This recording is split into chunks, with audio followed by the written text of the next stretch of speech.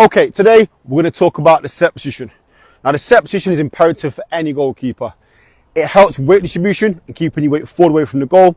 It makes sure we have optimal hand-eye coordination, and it improves and provides mobility. Now the first component we're looking at is our feet. Really important in terms of moving around the goal and getting to things quickly. So we want to make sure our toes are facing forwards. You'll see a lot of goalkeepers with their toes facing slightly out to the side. This creates conflict at our ankle, knee and hip joints and ultimately slows us down.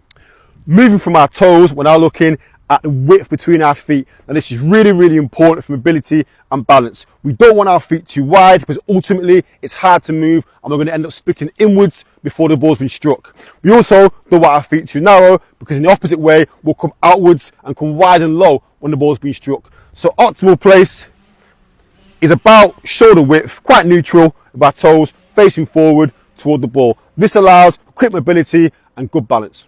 Moving upwards, we're now looking at our knees. Now a lot of new goalkeepers tend to start quite low like this, okay? That makes it really difficult to move and ultimately means we're vulnerable high up in the goal. It's very difficult to come from low to high.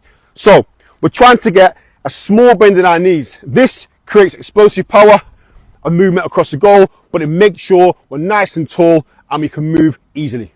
The next area of focus is our hips. We want our hips to come slightly backwards, and at the same time, we're going to bring our nose forwards over our toes. This brings our weight distribution forward away from the goal, which is imperative when making saves to ensure we do not fall back with the ball and push the ball into our net. To further aid this, we're going to raise the back two studs off the floor. Now you'll hear people say a lot of the time, be on your toes. You do not want to be on your toes. That gives us a lack of balance and also less surface area to push from. So all we want is the back two studs raised. You'll feel your weight shift forwards. That is job done. We're nice and tall, our weight's forward, and we can now attack into saves and keep our body weight away from the goal. We're now looking at the all-important hand position, okay? Now, there's so many ways to set your hands as a goalkeeper. I'm not today going to talk about right and wrong. What I will say is there's definitely more effective and less effective ways and places to put your hands. So ultimately, you want your hands to act as a first barrier. The last thing you need and want is your elbows tucked back against your body. This puts your hands under your head and means ultimately you've not got forward movement out to the ball when you're making your save. The higher the pace of the ball, the quicker this movement needs to be.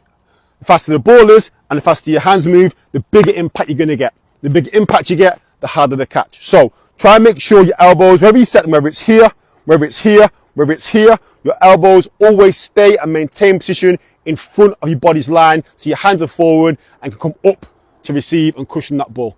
We want to avoid outwards movements to that ball. To recap, nice and quickly, we want our toes facing forward to maximize speed.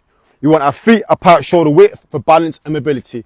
We want a small bend in our knees for explosive power and movement. Our hips are coming backwards, our head is coming forwards, and our two studs are raised off the floor to provide forward weight distribution as the ball comes towards you. Finally, our hand position needs to be in front of our body's line, making sure we receive the ball with a cushion movement and not a pushing movement out to the ball. Easy.